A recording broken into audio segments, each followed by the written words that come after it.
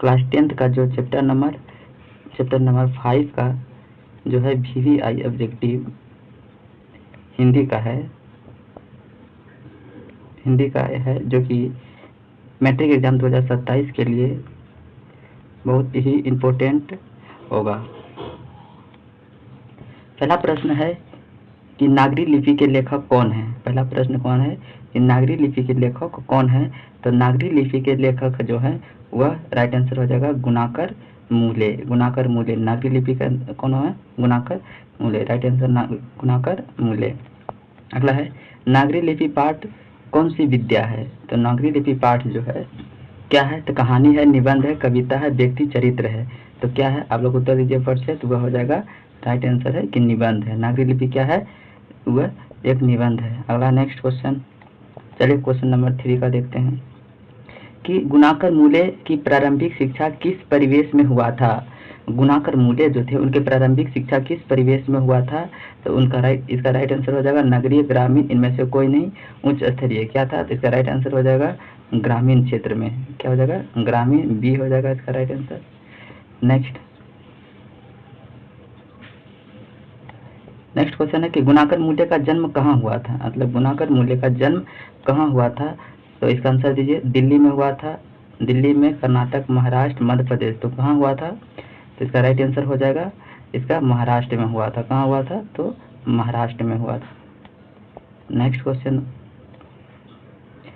Number 5 का उत्तर दीजिए। गुणाकर मूल्य का जन्म कब हुआ था। गुणाकर मूल्य का जन्म कब हुआ था। तो इसका उत्तर फट से दीजिए। क्वेश्चन नंबर 5 का उत्तर दीजिए। गुणाकर मूल्य का जन्म कब हुआ था।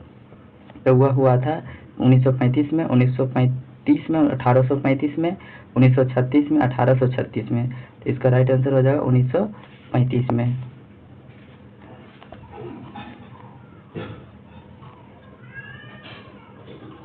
चलिए नेक्स्ट है गुणाकर मूल्य का जन्म कहाँ हुआ था।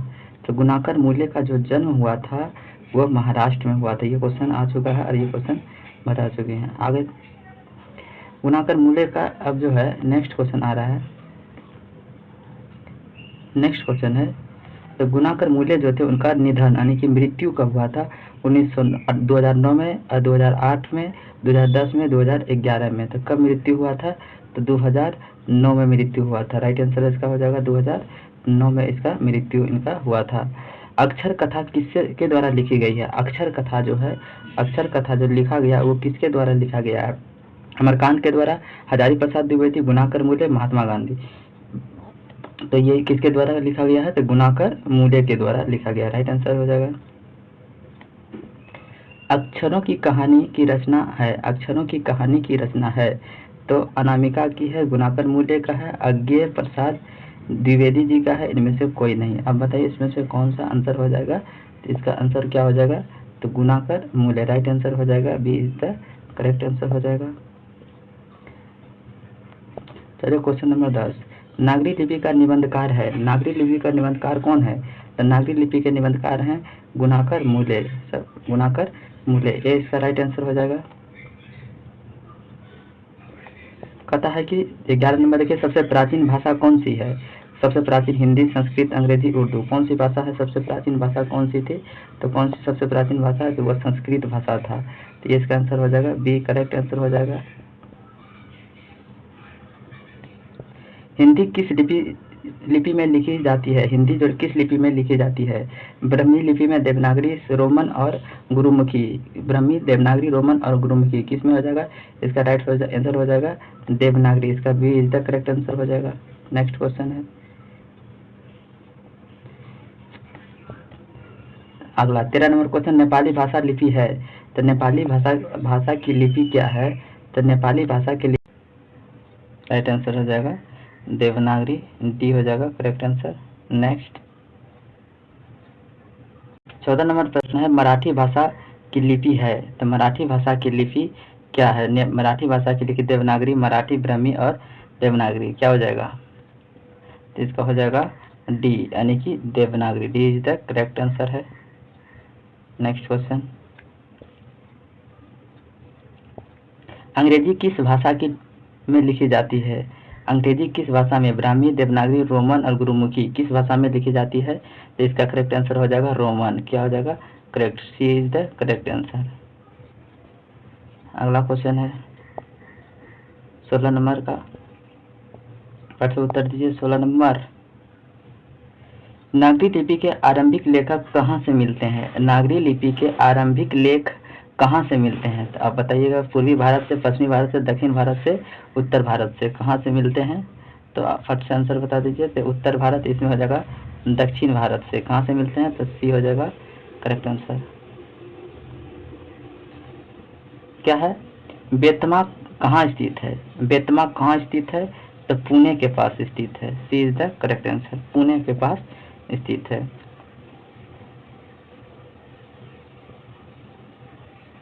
बेतमा दानपत्र किस समय हुआ था? बेतमा दानपत्र जो हुआ था 1010, 1020, 1110, 1120। तो बेतमा दानपत्र जो था वह 1020 हो जाएगा। इसमें 20 द करेक्ट आंसर हो जाएगा।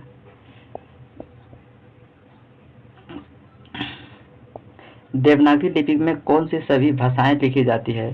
देवनागरी, हिंदी, मैथिली, नेपाली, सभी। तो हो जाएगा इसका हो जाएगा सभी, डी सभी हो जाएगा। नेक्स्ट क्वेश्चन,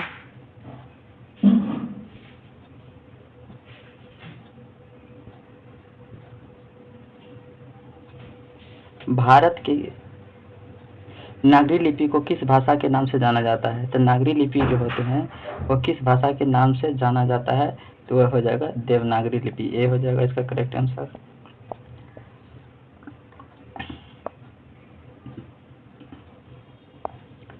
सिद्धम क्या है? तो सिद्धम क्या है? तो सिद्धम जो था एक प्रकार की लिपि है। इसका हो जाएगा D is the correct answer. अगला क्वेश्चन है 22 नंबर, उत्तर भारत से नागरी लिपि को लेख कब से प्रारंभ हुआ था? उत्तर भारत में नागरी लिपि का लेख जो प्रारंभ हुआ था वह कब से प्रारंभ हुआ था? तो वो 8वीं सदी से प्रारंभ हुआ था। ये हो जाएगा इसका करेक्ट आंसर। देवनागरी लिपि की मुद्रण को टाइप कब बने? देवनागरी लिपि के मुद्रण को टाइप कब बने? सबसे फट से उत्तर दीजिए, इसका क्या होगा? तो ये बने हैं 2 सदी पहले। इसका आंसर हो जाएगा ए हो जाएगा। कहता है नागरी लिपि पाठ किस लिपि में रचित है? नागरी लिपि पाठ जो है वह किस लिपि में रचित है? तो वह किस लिपि में है? तो देवनागरी। इसका सी हो जाएगा आंसर। गुणाकर मुंडे ने किस लिपि को प्राचीन नागरी लिपि की बहन की संज्ञा दी थी? प्राचीन नागरी लिपि में बहन की संज्ञा दिया था, वो कौन सा लिपि था? तो वो बंगाली को दिया था। कौन सा हो जाएगा? B is the correct answer. चलिए 26 नंबर का जवाब दीजिए फट से। कहता है अशोवर्ष कौन था? अशोवर्ष कौन था? तो अशोवर्ष कौन था? तो अशोवर्ष एक प्रख्यात राष्ट्रकूट राजा था। प्रख्यात राष्ट्रकूट राजा था। इसका आंसर हो जाएगा बी।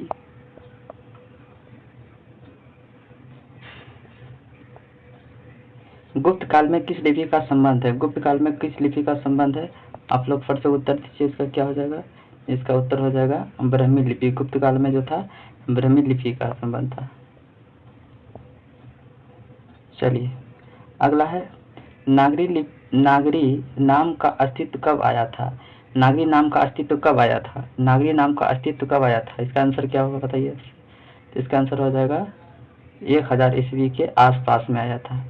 1000 ईस्वी के आसपास आया था।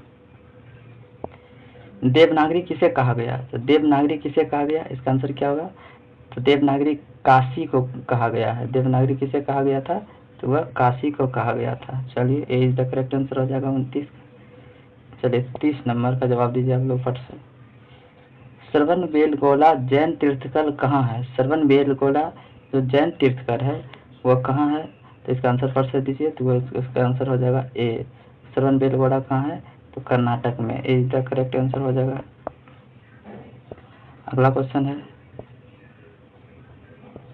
कहता है दक्षिण भारत की नागरी लिपि को क्या कहते हैं? तो दक्षिण भारत की नागरी लिपि को क्या कहते हैं? तो वो देखना है। इसका आंसर हो जाएगा, कौन सा आंसर होगा? तो ये हो जाएगा नंदी नागरी। सी हो जाएगा इसका करेक्ट आंसर, नंदी नागरी कहते हैं। ठीक है। हिंदी के आदि कवि कौन है? तो हिंदी के आदि कवि देखना है कौन है। तो हिंदी के आदि कवि जो थे सरहपाद थे। कौन थे? सरहपाद। इसका हो जाएगा ए इज द करेक्ट आंसर हो जाएगा। मिहिर भोज की ग्वालियर प्रशस्ति किस भाषा में है? ग्वालियर प्रशस्ति किस भाषा में है? और से इसका आंसर क्या होगा? तो इसका आंसर हो जाएगा संस्कृत भाषा में है। दक्षिण भारत के पांड्य प्रदेश से किस राजा का ताम्र पात्र मिलता है?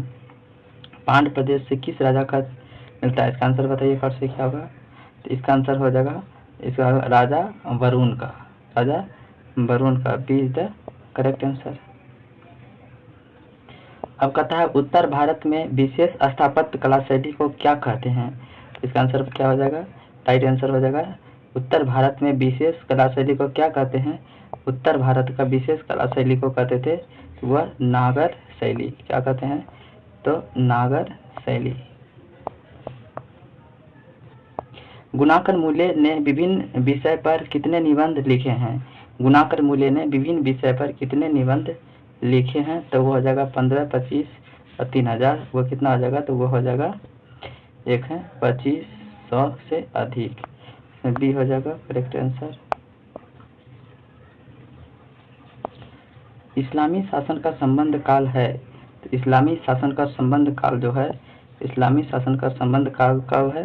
तो ये हो जाएगा 12वीं सदी में। तो ये होगा ए इज द करेक्ट आंसर होगा।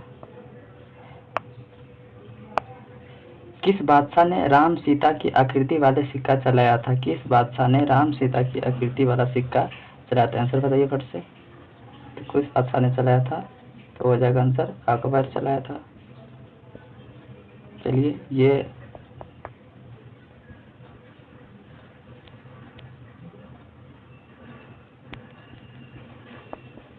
चैप्टर नंबर 4 का था नागरी लिपि।